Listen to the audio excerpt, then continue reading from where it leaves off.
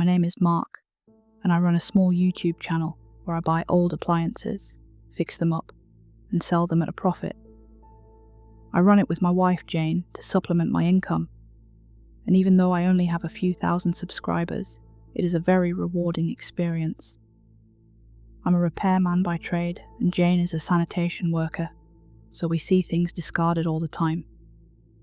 You'd be surprised how little hassle tolerance people have. They're so quick to discard anything and everything. So fixing things up and seeing people get inspired by my work has been what got me through the COVID pandemic. Or at least it was, until recently. It was our first time buying something from out of state. We'd heard about a large sale just a couple hours' drive, where we could get a whole haul of appliances for cheap. It was the owners of a combined restaurant/bed and breakfast who was selling off pretty much everything as the building was being torn down. They weren't going out of business or anything, but they figured they'd get rid of some of their older stuff in the move. Mostly refrigerators and dishwashers, but also a sink or two. I'm an amateur plumber, at best. But you shouldn't underestimate the price you can get for a fancy sink. We drove up with a trailer and started elbowing our way forward. There were at least 2 other crews there, along with a dozen cars from curious passers-by. We'd gotten there just before 10 a.m, but a lot of the yard was already picked clean. The kitchen stuff was completely gone. What remained were mostly washers and radiators. Sure, there were plenty of furniture and knickknacks, but that wasn't what we were there for. If you got a niche channel, nurture it. As one of the other crews got away with the last industrial-sized freezer, I found myself looking over the washing machines. Most of them were really new and in perfect working order, but there was one who stood out. It had a small note attached to it, simply reading, "Useless," and a smiley face. It was a pretty standard machine, probably from the early 2000s, but it was completely black. The plastic had been chipped, and the front hatch was completely broken off. Jane checked it out. It was perfect for the channel. The owner practically gave it away. Apparently, the thing came with the building and was already broken. They hadn't cared enough to just throw it out, so they'd put it in storage. The thing hadn't worked for over a decade, so I figured I'd have a lot to do. Still, it looked sleek, and after fixing it up and adding some detail work, we could probably make a nice profit. The colour, underneath the grime, was stunning. Solid black, beautiful. We also got some smaller appliances for cheap. A cyan-coloured 6-slice toaster, a retro-style microwave, and a blender. Had we known there'd be so few things left, we would have skipped the trailer. We hosed off the washing machine, loaded it up, and put the rest of the small appliances in the back of our car. When we got back home, I did a quick checkup on the washer. I usually do a pre-recording check, just to see if it is something I think I'll be able to fix. Most of the damage seemed superficial, and I figured I could fix the hatch with a few 3D printed spare pieces. Jane figured she could do something about the colour and add some fancy details. In the right room, it could almost be beautiful. Part appliance, part Art Deco centerpiece. I spent a week fixing up one of the toasters for a shorter video while we prepped the work on the washer. I was having a busy week at my day job and was fully booked Tuesday to Thursday, so I didn't have much time to spend on the channel. Fixing up the 6-slicer was a good middle ground, and it turned out great. We decided to keep it, but figured we could probably get at least $90 to $120 for it. Once I signed off the final recording with the usual like and subscribe shtick and got to the editing, I was suddenly excited to get started on my next big project. I had a good feeling about the black washing machine. We could make something good out of it. Jane helped me finish the editing on the 6-slicer, and we got back to work. We started filming the following week. I did the thing where I pretended the washer was donated to us from a fan, and that I'd never seen it before. Then we opened it up and checked the interior. I hadn't actually checked the interior that closely before, and I noticed some glaring issues. There was a lot of gunk clogged up in the inner pipes, and the inlet connections were rusted straight through. The agitator was a bit loose, and there were cracks in the outer hub seal, but the water pump was flawless. I was afraid we'd have to order some special replacement parts, but we got away cheap. I had most of it in stock, or could get it from the hardware store. This thing would be a cakewalk. Over the following days, I made a list of what needed to be fixed, and we filmed it in short burst sessions. We usually just make sort of a montage with some insights along the way for commentary. We talk more about the process rather than the details, but this time we made an extra effort. The whole video would probably clock in at about 25 to 30 minutes. Step by step we fixed it up, and the 3D printed replacement parts for the front hatch fit great on the second print. The lock worked fine, and there were no leaks in the outer hub or the inlet connections. I got away with using the replacement parts I already had, so we finished it in about 3 days. Jane was trying her best to find a colour that matched the original black, but she was having some trouble. We couldn't find what type of colour it was from the manufacturer, as this model wasn't sold anymore. It was a Canadian brand from Newfoundland, and I couldn't help but wonder what kind of trip this washer had taken to end up in the backwoods of Michigan. I fixed up the chipped plastic edges with a lot of heat and a lot of sandpaper, and I noticed that the black colour seemed to get more intense the deeper I worked the plastic. I showed it to Jane, and she was just as confused as I was. We decided that instead of repainting it, we would just go over the plastic thoroughly with sandpaper and more heat. It was surprisingly easy to work with, and the layer underneath was just solid jet black. Jane worked on adding some Art Deco style flourishes with gold spray, while I fixed it up with some LED lights for the buttons. We prepared for the first test run. We set up 2 cameras and put one of my old t-shirts in the washer. I put it on a low temperature quick wash. We immediately noticed something was wrong. The first thing was the noise. It made a low, rumbling noise, like there was a strong electric current running through it. Every 4th second I could hear a gulping sound, like the water was coming in waves. It was a weird sound to hear from a washer, almost like it was regurgitating the water. The biggest problem came soon afterwards. The water was completely black, like ink. The program ran longer than expected, and when it finally finished up, my t-shirt was completely black. Not even grey, or some other miscoloration, but completely ink black. We filmed the entire thing, and it made for a pretty decent scene. My surprise was genuine. We ran a second test, thinking we got the gunk out of the pipes, even though I could have sworn I already had. We ran it again, this time using one of my boxes as a test subject. Jane made a joke about them needing a wash anyway as we watched the washer fill up. Same gulping noises, same rumbling, and the same inky black water. My boxes were rendered completely black. I spent the next 2 days trying to find the problem and running various off-camera tests. Every time I'd get the same result. Rumbling, gulping, then the black water came. I tore the thing apart, looking for the cause, but couldn't find anything. By this point, even if there was something clogging the pipes, it should have washed out. The first weird thing I noticed about the machine was, when I checked the water coming out of it, it wasn't black. There was nothing wrong with it. It was just black while still in the machine. I was at a complete loss for words. There was something that filtered the water coming in, making it black, and something that filtered it going out, making it regular again. It didn't make sense. There was nothing in the machine that could have caused that kind of effect. I even checked the tubes again, but there was nothing. While running test 14, I put in an old pair of jeans, only to realise my old wallet was still in there. There was nothing in there except an outdated ID and some membership cards, but still, I didn't want anything to get stuck in the washer. We waited for the program to run its course and, unsurprisingly, the jeans were rendered completely black.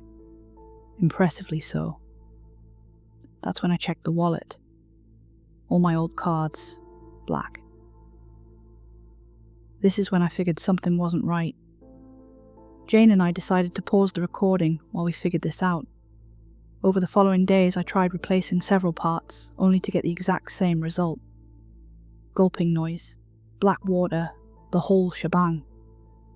I also noticed that the spray-painted details that Jane added slowly started to peel off with every wash, as if the colour itself was rejecting it. We tried adding it as plastic decals, paint, spray, but it all just withered and fell off. My LEDs just stopped working. I noticed the washer ran really hot when used, like really hot. The plastic was so hot that I could press my hand against it and see the plastic bend to the outlines of my hand. The metal parts in the back were hot enough to fry an egg. Still, it didn't use that much power. It didn't make much sense. We measured the power use during the low-intensity program, and it was surprisingly low. Lower than most eco settings on modern washers. I mean, if it wasn't for turning clothes black, it cleaned them really well. By now I was having a hard time understanding what was going on. One night while Jane was cleaning up the dishes, I fiddled around with one of the black cards I'd gotten from the washer. The black had soaked into the plastic. It wasn't just a coat of paint. An idea struck me, and I went to my computer. The card had an RFID chip, and I wanted to see if it still worked. I got my RFID reader and blipped the card against it. My computer screen instantly blacked out.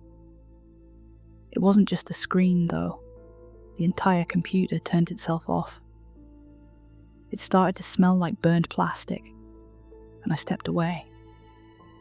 A few seconds later, a black ooze started pouring out of the DVD tray. The graphics card fan was going crazy, making a high-pitched noise like it was going to explode. Jane freaked out and got the fire extinguisher. I was just frozen. That computer set me back about $1,800 2 years ago, and now it was just sitting there fuming. My files were backed up on an external drive, but I wouldn't be able to render or edit my videos for a while. I didn't even know what to say to my followers on Twitter. The whole situation was absurd.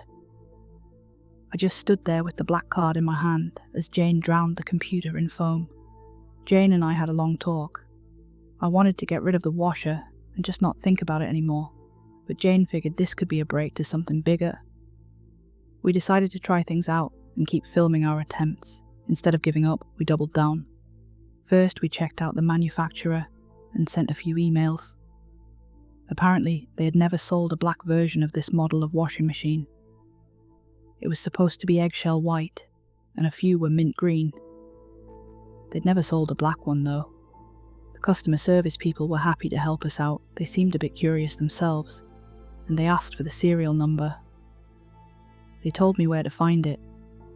Once I knew where it was easy to spot. It was 8, just 8.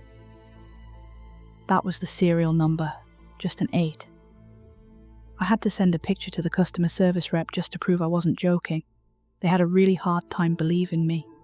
They'd never seen anything like it. Meanwhile, Jane was trying to wash different things. Blankets, pillows, sheets. They all turned into a solid, unified black colour. Complete coverage. As a joke, she tried putting in a teddy bear. It didn't just turn black. All small plastic parts of it did as well. The eyes, who were small white plastic beads originally, were completely black. Even the stitching and, when checked, the fluff. Every single part of the teddy turned completely midnight black. The eyes didn't even reflect light anymore. They'd turned matte. Exasperated, Jane put the teddy away and threw in one of her old flip phones. I tried to stop her, but she was getting frustrated. "There has to be some sense to this," she said. "Some purpose." We stood next to it during the whole program. Gulping noises, rumbling, black water. Once the hatch clicked open, we picked up the old phone. It was surprisingly intact. Solid black all the way through, but the screen still worked. All icons were nameless, along with the background. Jane shook her head. Apparently the phone hadn't been charged for years. It shouldn't work, but it did. Later that night, just past 2 a.m, I was woken up by a strange sound. It sounded like some sort of bell, but as if run through an underwater filter. It was clear, but haunting. Jane woke up just as I got up. She asked me what the hell was making that noise, and I didn't have a good answer. There were black footprints in the hallway. The teddy bear was gone, and my wardrobe stood wide open. Every single black t-shirt, my black jeans, my black boxers. It was all gone. Pillows, sheets, blankets, everything. Gone. The footprints were leading me straight to the washer. The sound was coming from the old flip phone, lying on the bathroom tiles right next to the washer's hatch. A drowning ring signal. I bent down to pick it up, but recoiled. Something inside the hatch was moving. I stumbled my way out of the bathroom and fell backwards. My eyes were fixed on the hatch. It opened. A black hand reached out towards the phone and pulled it into the washer with a snap. The hatch shut and clicked. Jane rushed out with a flashlight. The hatch was lit up. Empty. Empty, but there was still something there, I knew it. Something was staring straight into me. And it was angry. We had threatened it, trying to repair it away. This was a way of showing that it was ready to defend itself. I could still hear the wailing bell noise from the phone echoing through the pipes. The next morning we threw the damn thing away. Jane wanted to destroy it, but I couldn't work up the courage. We got rid of it and hurried back home. The black footprints were still imprinted in the floor and we had cleaning to do. Once we got back home, I started scrubbing the floors. Jane called me over. At the end of the bed was the black teddy bear, resting comfortably. I don't know what this is, or what it means. Is this a warning or a peace offering? Should I get the washer back? I'm at a loss, and Jane is starting to have panic attacks. The footprints just won't go away. Sometimes, I swear I can still hear that drowning bell.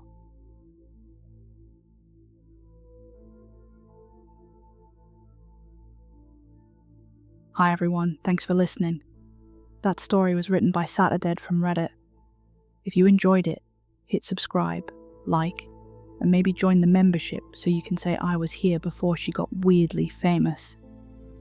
Perks include cool emojis, member badges, early access to videos and more. Oh, and I've lowered the top tier price right down to its minimum just in case anyone fancies an upgrade. You get everything from the first tier, plus merch discounts, member-only videos, and also have a story written about you if you stay for 3 months.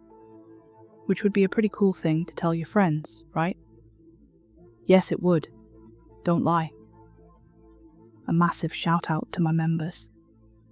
Or rather, member, MarkMathern7322. If you're on a mobile or tablet, please consider hyping the video. It pushes it a tiny bit further out into the YouTube wild. If you really enjoyed it, I think I have that super thanks button down there somewhere. Even £1 helps me toward my goal of making this a full-time thing. Then I can just have one full-time thing instead of my day job and this full-time. I'm here a lot. I used to own a black washing machine myself. It didn't turn things pitch black, but it did turn my husband's favourite shirt a pretty pastel pink. He wasn't happy. But honestly, The machine was just doing women's work, correcting his wardrobe. Good night.